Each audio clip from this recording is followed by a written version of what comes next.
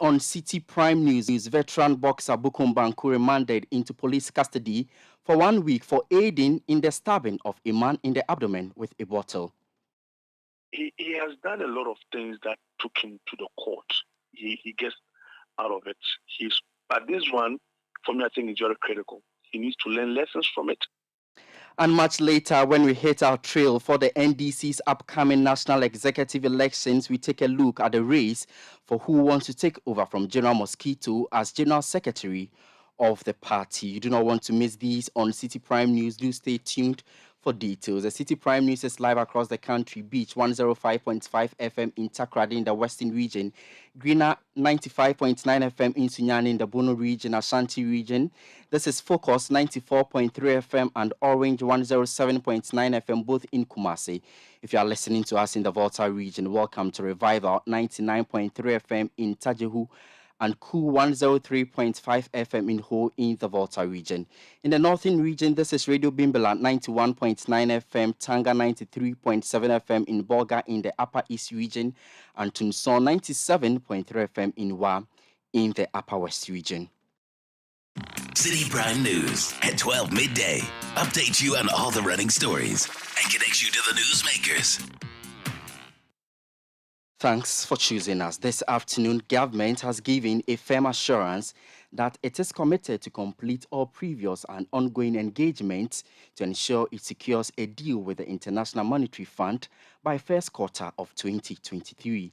This comes after the IMF staff and the government of Ghana reached a staff-level agreement on economic policies and reforms to be supported by the three-year arrangement under the extended credit facility of about $3 billion. The deal was reached after almost 6 months of engagement. Speaking at a press conference, Finance Minister Ken Ofori-Atta called for stakeholder cooperation to ensure Ghana gets an approval from the IMF board. So the key deliverables over the period include the preparation of the PC-PEC program, medium-term macroeconomic framework, debt sustainability analysis and debt management strategy, structural reforms to address structural bottlenecks, improve competitiveness and promote efficiency and effectiveness, a memorandum of economic and financial policies, and an agreement on prior actions which are expected to be completed before the fund goes to the board. All of this indicate that Ghana stands ready to complete all the prior actions before this is successfully done, certainly within the first quarter of next year, looking at the end of January, if we can push it as we have done this one. So we are committed to the program as a whole, and we will do our part to make it happen. The SLA is only one aspect of the approval process. More is yet to be done to secure IMF management and board approval, and that is what we, all of us as Ghanaians, should work to ensure that we go through. Key fiscal measures, structural reforms, and the medium-term macro-fiscal framework in the 2023 budget are aligned with the IMF-supported program. It is therefore crucial that we receive support from all stakeholders, especially Parliament, to ensure that the 2023 budget, including all revenue measures, are passed and not return to last year's experience that we had. You heard the Finance Minister Ken Ofori-Atta. The IMF Mission Chief for Ghana, Stefan Rode, highlighted some areas of focus to restore macroeconomic stability and debt sustainability. The Ghanaian authorities have committed to a wide-ranging economic reform program which builds on the government's post-COVID-19 program for economic growth, the PCP, and a program that tackles the deep challenges facing the country. Before we take your questions, I'd like to highlight some of the key elements of the program. It includes reforms to ensure the sustainability of public finances. And to do so, the government will implement policies that lead to a reduction in the fiscal deficit by enhancing domestic revenue mobilization and by streamlining spending. The government also announced a comprehensive debt restructuring. The program will also include reforms to strengthen fiscal transparency and public financial management, improve the management of public enterprises, bolster governance, and tackle structural changes in the energy and cocoa sectors. Reducing inflation, preserving financial stability, enhancing the resilience to external shocks, improving market convenience are all also very important program priorities. Importantly, the program will seek to protect the most vulnerable and create space for growth-enhancing measures and social spending. Finally, the government is taking steps to promote private sector investment and job creation. Stefan Rode is the IMF mission chief for Ghana. Now, former boxing heavyweight champion Brian Makamoko, popularly known as Bukum Banku, has been remanded into police custody by an Accra Circuit Court for 1 week on charges of abatement of crime. The professional boxer, together with his son and one other person, are facing the charge of causing damage to properties belonging to one Prosper Quay at Bukum and also stabbing his abdomen with a bottle. The accused persons who appeared before court today, however, pleaded not guilty.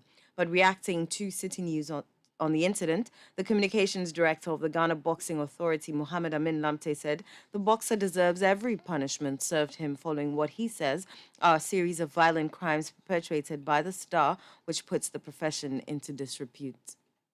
When I overheard the story, I was totally disgusted in the sense that it's a story that, for me, not necessarily going to affect him as a person.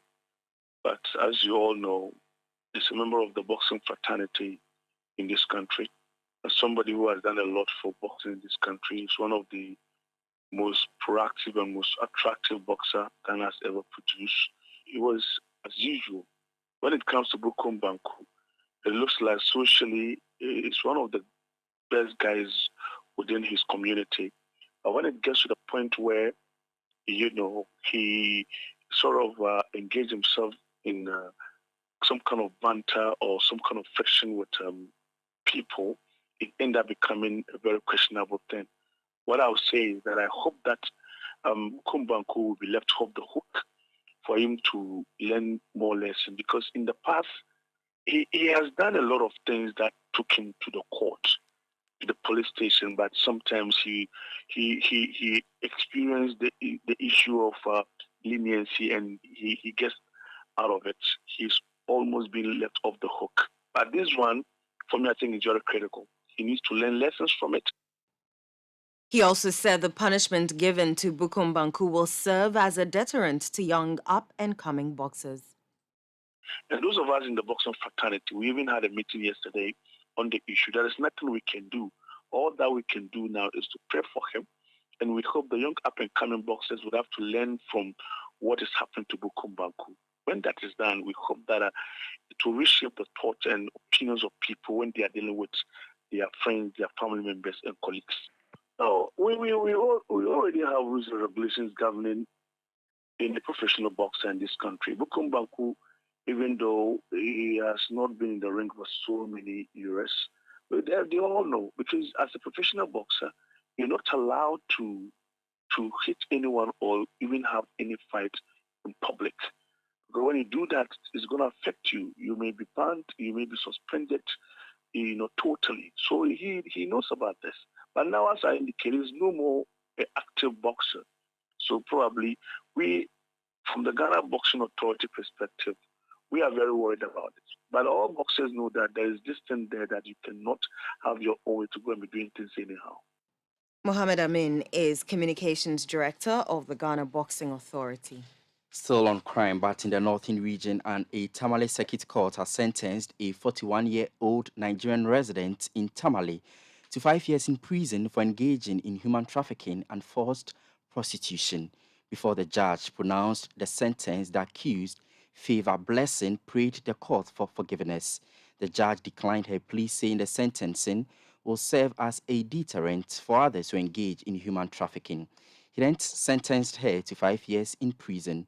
According to police investigators, the suspect was arrested on Sunday, December 4, when she chased one of her victims who resisted her orders onto the streets of Tamale. The victim, who is also a Nigerian national, during the chase sought refuge from a good Samaritan who coincidentally happened to be a police officer.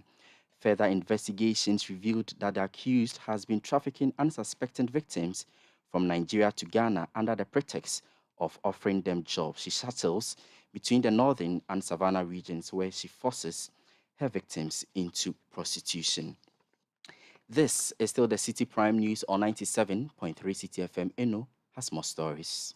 The National Council for Curriculum and Assessment under the Ministry of Education has commended the cooperation of public and private basic schools in its ongoing nationwide standardized tests. The National Standardized Test is an assessment set by the ministry to target the proficiency of pupils at the basic level, especially in mathematics and English. Speaking to City News, Director General of the National Council for Curriculum and Assessment, Edward Appiah, says that the test over the period has been successful. This year we are doing for both public and private. In fact, the private schools decided that they want to be passed, and then we added them. So we are doing for the whole. Basically, when we do these things, we have started a new curriculum where we want to test the competency level of the students and how the curriculum is running. And the public schools and the private schools are all using the same curriculum. And so once we open up, we are just testing their proficiency, and we want to see how the curriculum is running. And I must say that so far it's been fine. I mean, the schools are embracing them. There were private schools who were not even ready. But when we started, they were calling. They wanted to be passed. We had to find a way of bringing them on board. And so far, so good. For some which we think that they are late, we decided not to take them on. You heard the Director General of the National Council for Curriculum and Assessment, Edward Appiah. Let's do politics now, because the race for the General Secretary position of the National Democratic Congress, that's the NDC, has become an interesting one as delegates are put in a position to fill the vacancy left by the incumbent Johnson Esiedu Nketia. The following report, filed by City News' Philip Nilate, highlights the contenders in the race for the General Secretary. The General Secretary contest, which has got a number of delegates talking, involves the incumbent Deputy General Secretary, Dr. Peter Buama Otokuno. Mr. Otokuno is hoping to fill the shoes of his boss, Johnson Esiedu Nketia, after the National Delegates Congress on December 17. He believes working for the party in his capacity as the Deputy General Secretary makes him the best choice for the substantive position. When you are in leadership with a team and there is failure, you should be able to learn lessons from the failure. If you are not able to pick experiences and lessons from any mistake that you do, then you are not deserving of a leader. And that is why the organization must get better. Because if you don't know the mistakes, you will tend to repeat the mistakes. If you are not inside the problem, you don't experience the problem, you tend to make those mistakes. So you have learned. So I have learned. And that is part of the bags of experience that I've had in the past. I think that it positions me very well to be able to deal with the challenges that will come in 2024. But most importantly, you see, I was talking about an attribute of somebody who understands elections now, somebody who understands party management, somebody who can consolidate the party base, somebody the party grassroots can identify with, somebody who shares in the aspirations, the pain, the difficulties, and the experiences of the grassroots. That kind of leader will reflect the expectations of the people. Okay. And that is why I believe that I have become the leader of choice at this time. Okay. Because I have been with the party people over the years, with my service in humility, with my relationship with the party, being around the country, being with the party people. I know what they are expecting of us. I know their problems, and I reflect their problems. And that is the more important reason why I have to be the next general. A former sports minister and director of elections for the National Democratic Congress, NDC, Elvis Efriye Ankra, hopes to be voted into office by delegates as the next general secretary of the party. Mr. Ankra says he has gone through the mill and deserves to occupy the position. According to him, He will introduce a number of reforms needed to win the 2024 elections when he is given the nod. My leadership started from the University of Ghana. If anybody understands the university culture and what it means to be elected as president of the university, they will understand the kind of leadership qualities that I bring on board. And subsequently, as NUC's coordinating secretary based on my performance. And then coming into the party as a parliamentary candidate, and then at that time, very young, but being chosen by President Mills to become a deputy campaign manager for his primaries, and then become a deputy campaign manager for the main elections, and then going to become the deputy general secretary. The deputy general secretary is one breath away from the general secretary. So the position I'm seeking, I've been there, one step below.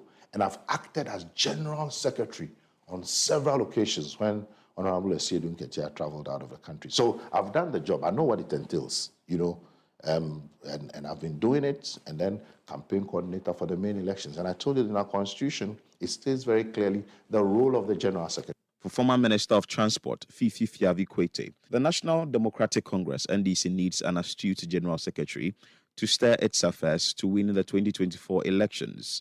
The former Ketu South MP believes the implementation of systems to effectively monitor activities before, during, and after the general elections is key in winning the 2024 elections. In 2020, we saw that situation. My two colleagues I'm contending with both were in that situation in 2020. One of them was in charge of the elections as the director of elections. The other was the deputy general secretary in charge of operations. So effectively, those two were in the very heart of the operations of the party. And they clearly failed in their job. They both slept on their job. One who was in charge of the director of elections was unable to ensure that even the collation of the result was done on time. And of course, if you fail to collate the result on time, you cannot blame the opponent for stealing. That report was filed by City News' Philip Ni Latte. Apologies for that latter mix-up. But this is still the City Prime News on 97.3 City FM stories we've been bringing you this far. 6 months after the announcement of a negotiation with the IMF, Ghana finally secures staff-level agreement for a 3-year, $3 billion extended credit facility. We've heard from Finance Minister Ken Ofori-Atta assuring of government fast-tracking processes in getting the IMF board's approval. Also, veteran boxer Bukom Banku remanded into police custody for 1 week for aiding in the stabbing of a man in the abdomen with a bottle. Still to come, restitution by founder of defunct Capital Bank Atu Asian reconsidered by the High Court after the initial rejection by the judge. If you do stay with us, we bring you details from the court. Citi Prime News at 12 midday. Update you on all the running stories and connects you to the newsmakers. Afiwe, Black Stars fans say Atem Didieno. Team selection. Na coaching Ejumanin Swe. Hey, now Black Stars beat Mary B. Saka Sanonso. No negative talk. Positive talking kwa. Mama come Qatar 2022 way. Na yenta Black Stars echi. DSTV the 64 matches ni na be bro with DSTV compact so. For 169 Ghana Cedis Beji decoder and the year. Ghana, it's our moment. Na Jordan, are you Hey, Masa. Yejai. Citi Prime News at 12 midday. Update you on all the running stories and connects you to the newsmakers. You're welcome back. This is still the City Prime News on 97.3 City FM. My name is Ni Latte here with Inu Safo. Let's bring you more stories now because a deputy coordinator of the National Congress Planning Committee of the National Democratic Congress, Alex Segbefia, has dismissed claims that the chaos that characterized the youth and women's organizers' elections over the weekend was as a result of disagreement with the delegates list, as it was widely reported. He says the issue erupted following some discrepancies in the tertiary education institution network 10 list for the elections. Speaking on the point of view on City TV, Mr. Segbefia said the hostility began when leadership and the Electoral Commission's officials had resolved all outstanding issues and called for the hall to be cleared for the elections to commence, thus escalating the situation. Now, in a year of election, some Tayin presidents, wishing to ensure that they stay and vote, refuse to hold elections. And they are encouraged by people at different levels, either at the constituency or region. But you don't have a general guideline. There is none. This is the problem. That's a failure on the part of the party leadership. Exactly. Well, this is why where I wanted to start from is that we were going for a constitutional review in January of this year. Unfortunately, it didn't take place. And that would have dealt with this lacuna. But once we didn't have that constitutional review, we had to deal with the constitution as it is. So we were left and saddled with this problem, where Tayin presidents and members fell into three categories. That those that had their elections early, and therefore you could identify their delegates who were supposed to vote. Tayin people who did not have elections at all and were trying to vote. And then Tayin people who had elections in between our elections. So you had one set of delegate lists when they did constituency election. Between constituency and national, they had elections and they had delegates. And now the new delegates wanted to vote instead of the old ones. Our rules are that the old ones vote once they started the cycle. You heard a deputy coordinator of the National Congress Planning Committee of the National Democratic Congress, NDC, Alex Segbefia. Let's go to the courts now and bring you that big story involving the founder of Capital Bank, Ato Esen, because the High Court in Accra has reconsidered its decision on the 90 million cedi deal between founder of Capital Bank, Ato Esen, and the state.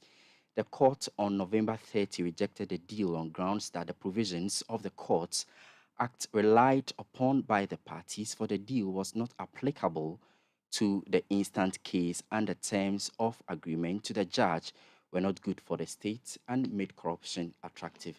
Let's get more from our man, Hansen Ajeman, who was in court today, and he joins us on the line with more updates. Well, Hansen, first explain to us, why has the court had a change of mind?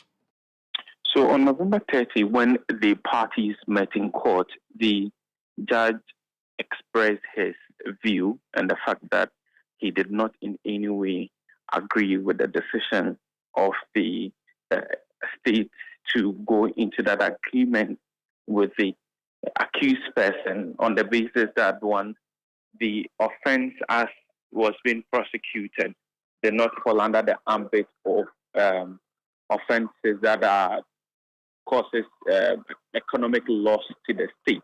And secondly, the fact that the monies or the restitution deal in itself, according to the judge, was not enough. And he mentioned the fact that if you look at inflation and if you look at the depreciation of the cedi, 90 million Ghana cedis was not enough. Now, the court gave the parties the opportunity to come back today and address them. So, based on the arguments raised by the prosecution and the defense counsel for Ato Esen, the judge then rescinded his decision or reconsidered his position on the matter.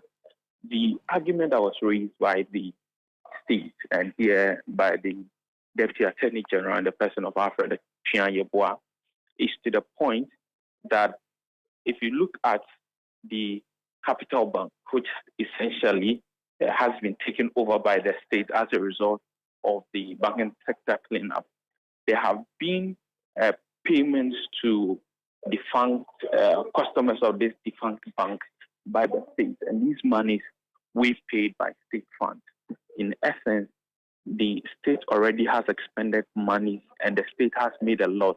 And if you look at the overall money that has been given to Capital Bank, being money that was given by the Bank of Ghana as liquidity support, it all goes to the sense that any money that is lost or stolen from Capital Bank is money that belongs to the state and it falls under the Section 35 of the Court Act. This is the point the court agreed with and accepted that Section 35 of the Court Act was applicable to the instant case. The second level had to do with justification of the terms, and the defense counsel argued that if you look at the amount of money that had been agreed to be money stolen by Ato Esen, some monies had been returned to various state investigators and even prosecution on the matter. But in essence, it was 56 million Ghana cedis that was outstanding. And if you look at what the prosecution has done, the prosecution has insisted that some 30 million more Ghana cedis should be paid in addition to what was outstanding. So if the judge was looking at something in the terms of interest or in terms of depreciation, the extra 30 million Ghana cedis that had been negotiated by prosecutors to be added to the amount to be paid back, which have increased the total amount to 90 million Ghana cedis, is enough. And based on that, the court agreed to make it be at the 90 million. The issue had to do with payment plan.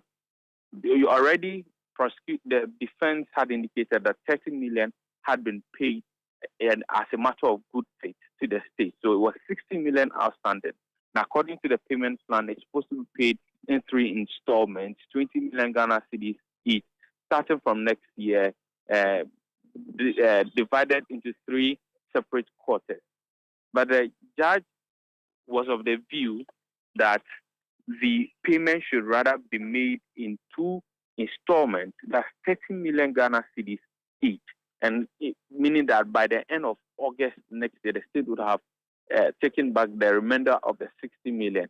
However, counsel for the accused, first accused person in the person of Atu Isen, made a point that considering current economic challenges and considering the constraints accused person will have to go through to make this payment, will only be in the interest of the state for the court to agree with the timelines that are comfortable with the accused person.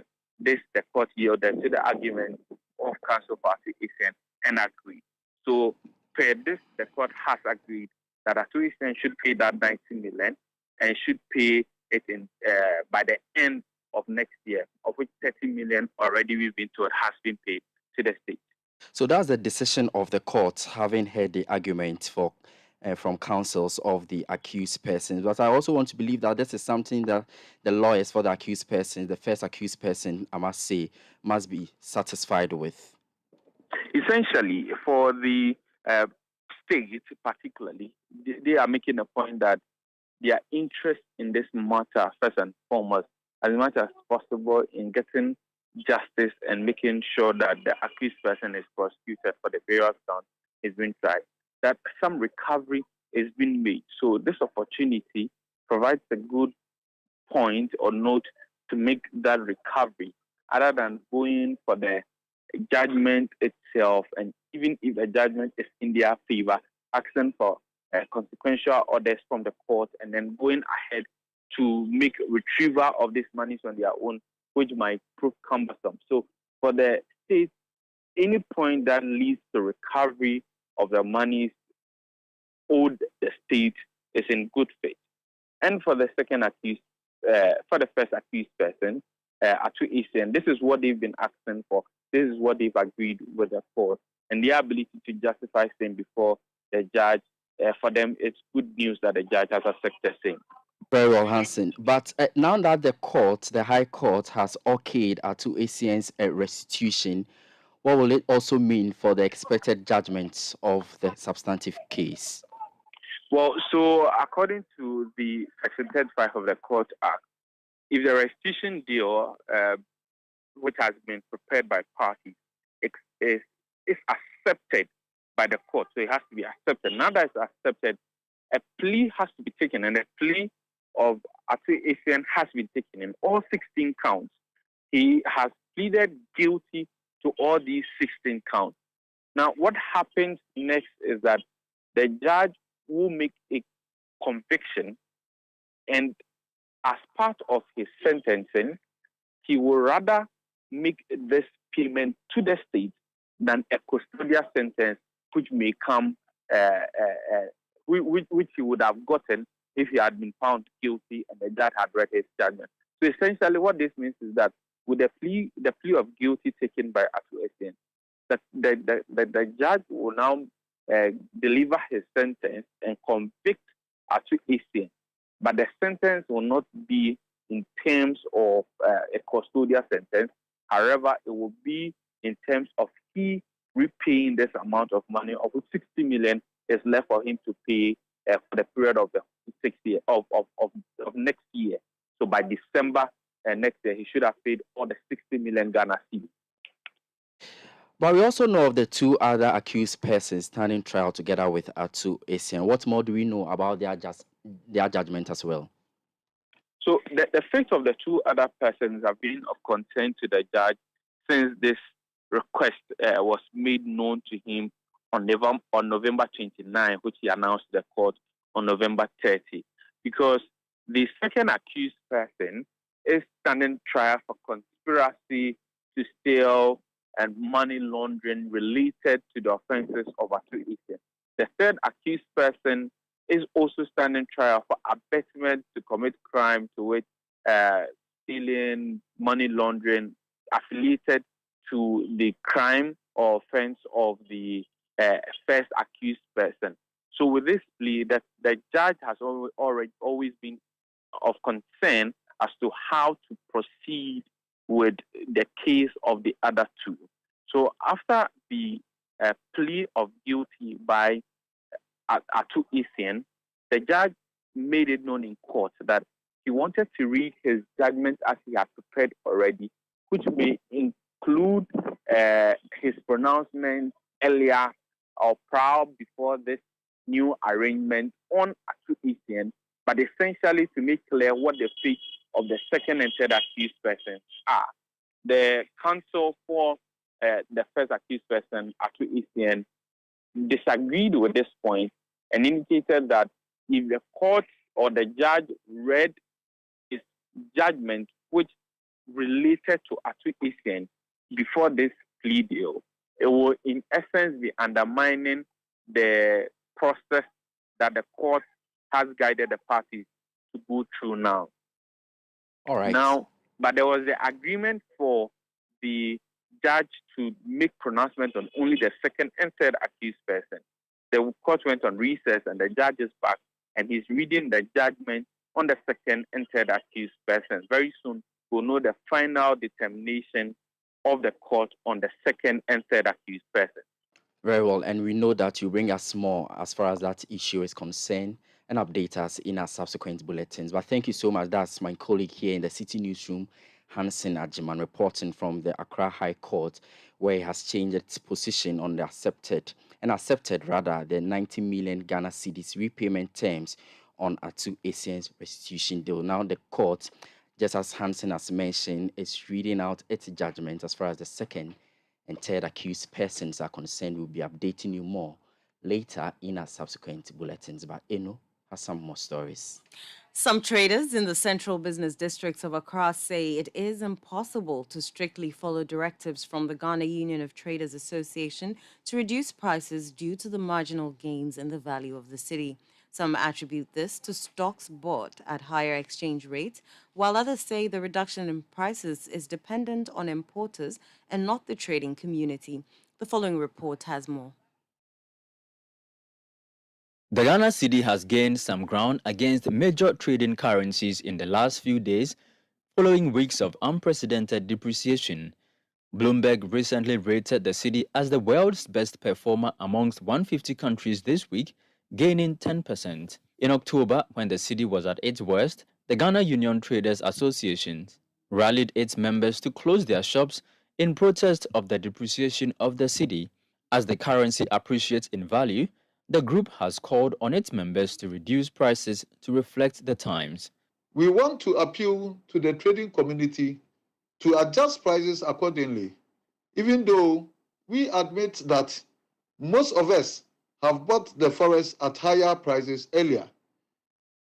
But we should be able to track the necessary averages so that the consuming public will also feel the impact of this positive trend.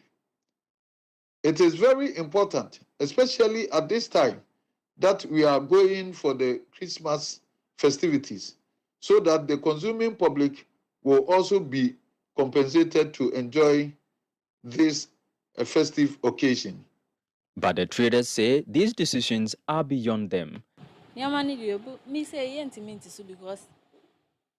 We cannot reduce prices of our goods because we made purchases at the old dollar rates. If we sell them cheaper now, we will need to find extra money to buy new consignments. This will only end up depleting our working capital. Reducing prices will not be from us. It will be from the importers. Once they reduce, we can also reduce. So if from now to Christmas, there's any supply or there's any order that we're taking, if the price, once the price is reduced, we'll also reduce. It will also go back to the consumers. People are now starting to buy. Even though the market is slow, people are now starting to buy. Well, as of last week, some of the things were reduced. But this week, it has gone back up again. So, like the mackerels, the sardines, some were reduced, but the prices has gone back. So as for it coming down, I don't think so. Coming down before Christmas, I don't think so. But hopefully, we are just praying it becomes stabilized. It doesn't go up again. Almost yati lorry firm drivers so sa no mbuji etiti no $1 no cost so na sa ye wu yen hu hwe anu shop we senya ye empty first ye to me coffee se to me feel hwe. Nothing has changed. We are told fuel prices have reduced, but transport fares remain the same. Nothing has changed. My shop is currently empty. We are unable to add any meaningful margins to the goods because they become too expensive for our customers. Ye kofa nyoma na se no mo ka se sa no sa ye mfa ye 1 Ghana ponti so ye di kakra bi se coins 50 pesos ba ye di tu so a eno anu no. The exporters tell Citi News that the marginal gains of the cedi on the forex market will not reflect in prices in the short period.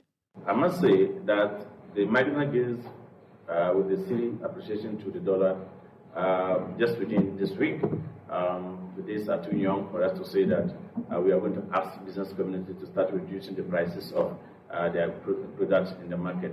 However, why not? So far as we are going to study it, we want to study to know how long this thing is going to go by. It might be a day, it might take you 2 days, it might take you 3 days, or even a week. Of course, don't forget that importers have already paid so much duties and taxes at the port. At the time, the cedi was running between $1 at 15 cedis, and custom was using as much as 13 plus in calculating duty. So this cargo or these goods that are in our market now have already suffered with the cedi volatility when there was so much depreciation on our cedi. So I cannot sit here to say that yes, as far as we are getting good news about the stability of the cedi just within this short period, we will say that business community are going to reduce the prices. However, it can be an appeal to their conscience. Anybody who thinks that with the stability of the cedi gaining grounds on the against the hard currency, he or she would want to reduce the price, fine. But we cannot make it a general call to say that there has been some appreciative of the cedi, and so for that matter, the price of goods will also reduce. What about those who have paid the taxes already? What about those who have paid so much duty rate at the port to clear their account? We cannot push on them now. That story was filed by Charles Owusukumi. Now, the Gamancheni Taki Tekotru II is asking traditional authorities in the Ga state to spearhead unity amongst their subjects and the Adangbe people. Ni Tekotru II believes the long-standing feud existing between Ga chiefs must be a thing of the past. Citi News' Philip Nilate has the rest of the story. The Ga state has been divided for years following a protracted conflict amongst a number of Ga chiefs. The situation has also had a toll on unity in the Ga state. In a bid to instill peace in the Ga state, the Gamanche, near Dr. Takite Kuchuru II, wants all chiefs under his jurisdiction to prioritize unity. He made this known during an event where Sempe Manche, near Adote Utinto II, Asara Manche ni Kolai Amashi, Bese Manche ni Ayi Bunte II, Abula Manche ni Ahine Nunu, Akangmaji Manche ni Ayi Kain II, Otubrohu Manche, Ni Dodu Insaki were elevated from divisional chiefs to paramount chief status.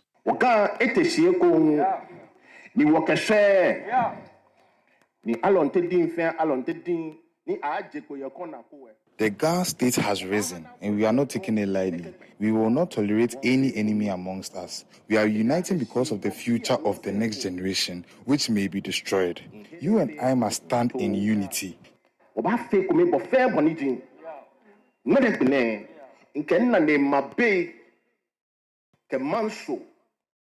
Today, I talk against conflict, any form of litigation, and insults. Let us respect our elevated chiefs because they have made a lot of sacrifices for us.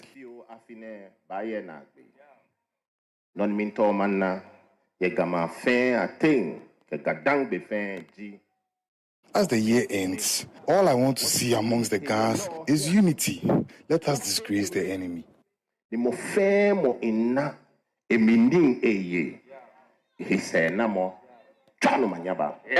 Unity is strength, and that is what the Gamanja is asking for in the Ghana state. Reporting for Citi News, my name is Philip Latte. A part of the Obiche-Bilamte interchange on the Ring Road West has been temporarily closed to traffic from December 9 to December 21, 2022. The closure period will be effected from 10 p.m. to 5 a.m. for the stipulated number of days. This was contained in a statement by the Ministry of Roads and Highways. According to the ministry, the closure is to enable contractors working on the project to launch the metallic steel beams of the interchange. Motorists have consequently been advised to use alternative routes provided through traffic diversion signs to their destinations. You are listening to the Citi Prime News on 97.3 Citi FM live from our studios at number 11, Dr. Martin Loop in Adabraka, Accra. The bulletin is also live across the country on our affiliates. Globally, we are live on citinewsroom.com. My name is Ni Latte here with Eno Safo. Still to come, all is set for the quarter-final fixtures at the ongoing 2022 World Cup in Qatar. If you do stay with us, we'll bring you more as Argentina prepares to wrestle Croatia for a place in the finals tonight. Citi Prime News at 12 midday. Update you on all the running stories and connects you to the newsmakers. Joyful Way Incorporated specially invites you, yes, you, to our Jubilee edition of Explosion of Joy 2022. You definitely cannot afford to miss this one. Theme, Joyful Mornings. Venue, Accra International Conference Center, 26th December. 2 shows, 2 p.m. and 6:30 p.m. Rate, 150 cedis single, 250 cedis double. Guest starts. Citi Prime News at 12 midday. Update you on all the running stories and connects you to the newsmakers. You're welcome back. Thank you for staying with us here on the Citi Prime News. In more news this hour, the contractor of a Get Fund project started in 2014 and completed in 2016 in Hojo in the whole municipality of the Volta region is yet to hand over keys to the infrastructure several years after its completion. The whereabouts of the contractor is not known, although the project has been completed. A visit to the site by Citi News' Desmond Selassie Agos shows residents now farming in and around the classroom blocks. There is more in this report. With many deprived areas still learning under trees, some are fortunate to have newly constructed classroom blocks, dormitory and teachers' bungalow, but yet to put them to use several years after its completion. Although government is injecting hundreds of cedis into the educational sector in the country, many of government's projects have been left abandoned as a result of non-payment to the contractors. In Hojo at the whole municipality, a Get Fund project started in 2014 and completed in 2016 is yet to be put to use. It is unclear why the contractor left site and is yet to hand over keys to the municipal assembly several years after its completion. The project was part of the Eswa Mahama administration's project of building some community day schools across the country, but was agreed to be upgraded from a senior high school to a training college. Several years after its completion, the project is yet to be put to use. Residents in and around Hojo are using some portions of the property's land for farming. Assembly member for the Hojo Takla electoral area, Eric Uche Marina, has been speaking to City News and noted that calls to reach the contractor has yielded no result. Started in 2014, and as you speak, it is in two phases: the dormitories, teachers' bungalow, and the classroom block. Classroom blocks were finished, I think, some few years ago. That is like 3 years ago. But as you speak, the whole project is finished. But as you speak, we don't exactly know why the project is finished. A big project like that is finished and it's left out there to rot in the bush. We actually don't know who to actually contact, because all the calls we've been making through the municipal chief executive, through whosoever, is not actually yielding any result. According to him, the project, when put to use, will bring development to the area and appeal to government to ensure the project is put to use. In fact, Hojo and Hokweta, which includes Takala, Hojo, Benwe, and Akwepe, they believe that some of these projects, especially the Hojo project, will actually bring some kind of innovation and a whole of development within the catchment area. But as we speak, the project has been completed over the years, but has been have been left in the bush to rot. So everybody is actually concerned. So we are of the view that, it's long overdue. They have to actually put the project, the classrooms, everything into use, because we can't continue wasting Ghanaians, taxpayers' money like that. A resident in the whole municipality who also spoke to City News noted that the situation of a college of education in the area will bring education closer to the residents and wants urgent steps to be taken to put the facility to use. If this Hojo project is put to use, it will absorb some of the students who are products of the senior high school. Apart from that, it will also create job opportunities for unemployed youth and the people of the community.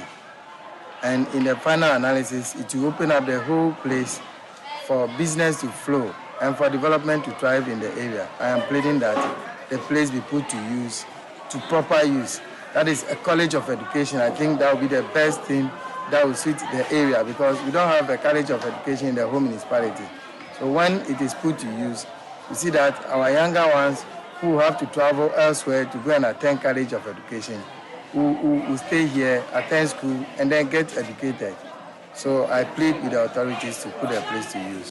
Speaking in an interview with City News, the municipal chief executive for Ho Central, Divine Boston, noted that the assembly cannot determine when the facility can be put to use, as the contractor is yet to hand over the keys.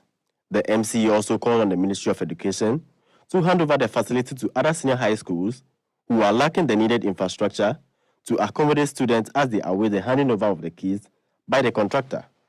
It's completed. The contractor should have handed the key over, but the key is still with the contractor. It is not in our hands, so we cannot determine when it can be put to use. So we, as an assembly, have sent this proposal to Education Ministry that we want to make good use of the place.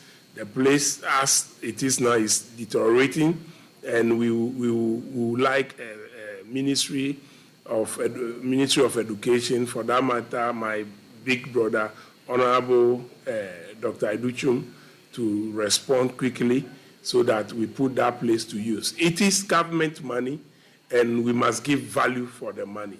Even though there was no secondary school in that area, so the school was not being built to cater for any existing school.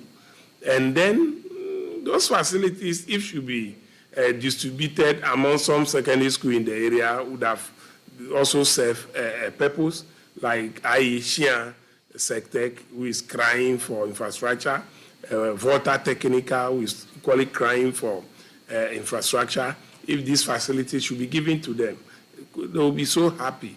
But now that it is there, it is government money, our money, and we must put it into good use. Reporting for City News, I'm Desmond Selasiago. Back here in Accra, my name is Ni Latte here with Eno Safo. Let's talk about the 2022 World Cup ongoing in Qatar. Today is semi-finals. I had inadvertently said that, and the two teams were preparing for the quarterfinals. Sincere apologies for that. It's semi-finals here today, and we have 4 teams: Argentina, Croatia, France and Morocco, which happens to be Africa's favorite. My colleague from the City Sports Desk, Evans Ofochu Manso, joins us in studio with more. Well, Evans, 4 teams. We had a lot of permutations. We saw a lot of work in the background. Are these teams what we were expecting in the semi-final stage? Absolutely, absolutely. Philip, looking at how the tournament started on November 20, I think that Argentina have given their best. They've relied on Lionel Messi. He's come to the party for the Albi Celeste, and they deserve to be in the last 4. Croatia, they are still relying on their aging squad. Luka Modric is still there in the thick of events for them, and they also deserve to be there as well. The defending champions, France, well, before the tournament started, many spoke about the fact that they were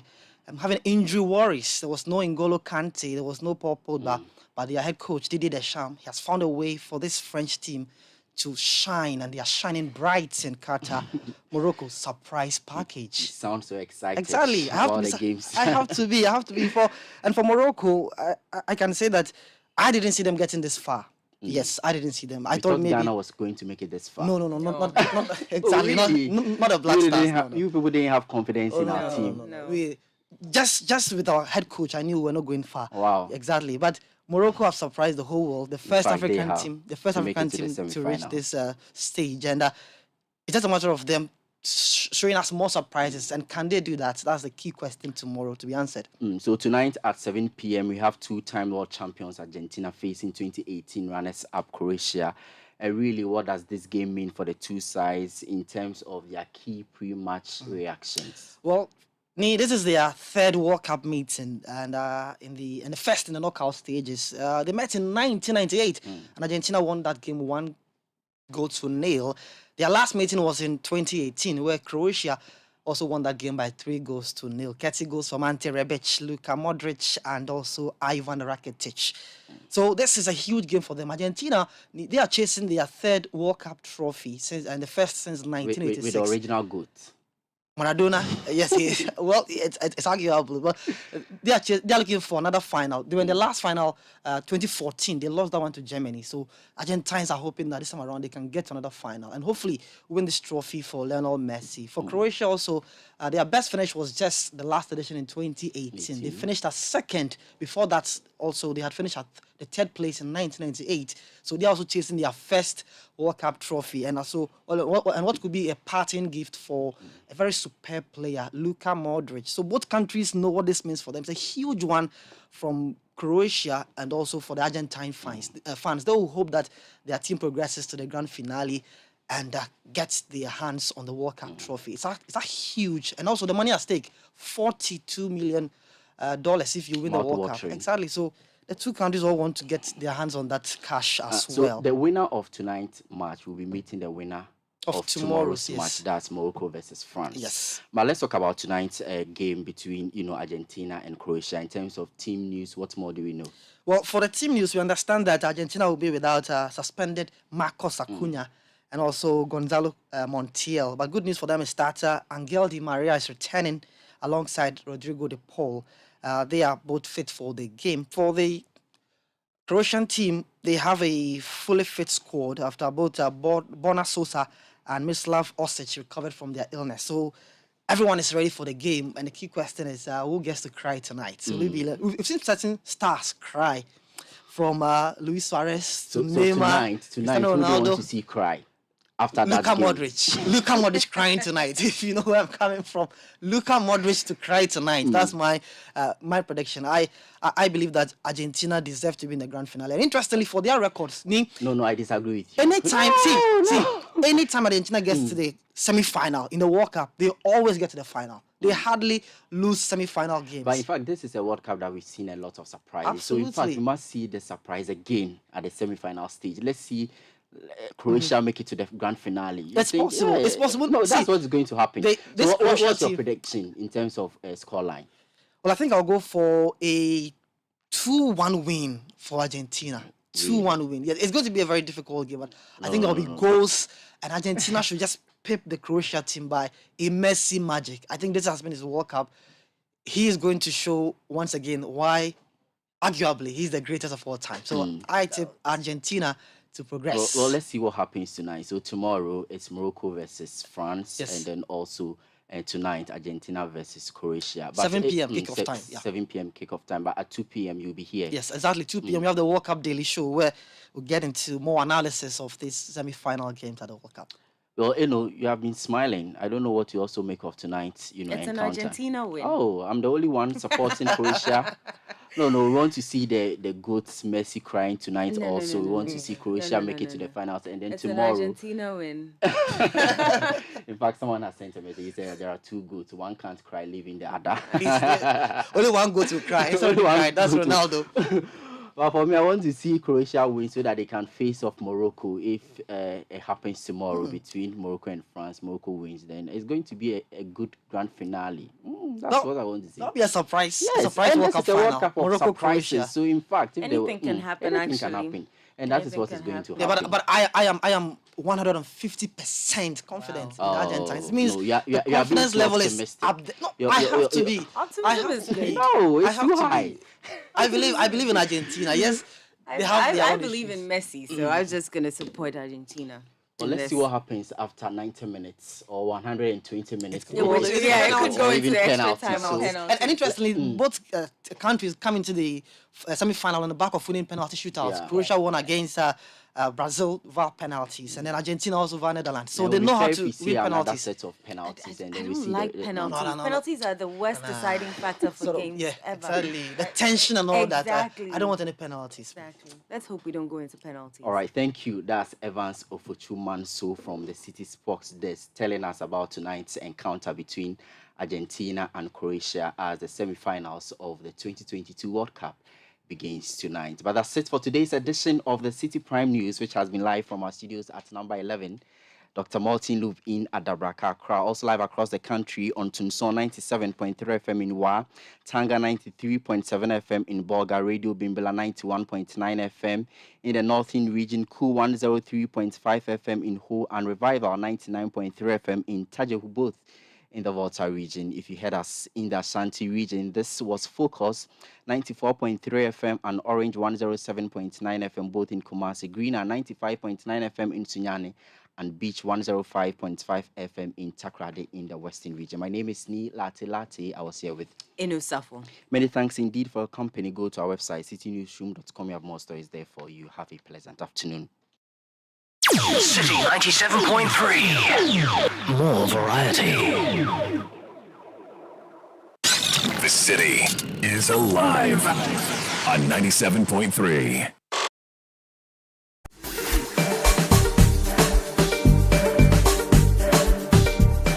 What do you get when you mix the best DJs in the country, the most amazing live band sets, delicious cocktails, and wonderful food? Back-to-back hit music from Ghana's finest group, Prayer, and being serenaded by the brilliantly talented Aquabua. The biggest outdoor party, of course. Situation 2022. Are you ready to party? We are changing the situation on December 24, 2022 with the biggest outdoor party in Accra. The Situation Outdoor Party 2022. Let's wrap up the year in style with the most epic party to end all parties this Christmas Eve with Situation. Make your Christmas Eve come alive with the most incredible DJs who will keep you dancing all night long. Amazing live band sets and the crooner Aquabua. It is the perfect ingredient for the best party this festive season. Ain't no party like a city party, because a city party don't stop. This will be another one to remember. Date Saturday 24th December 2022. Venue La Palm Royal Beach Hotel, Accra. Time 8 p.m. Dress code, it's an all-white affair. For table booking, call 020-5973-973 or 055-8973-973. Book your table and make reservations now. Media partners, Ghana Weekend and City FM. This is powered by City TV. This is a Beyond the Return event.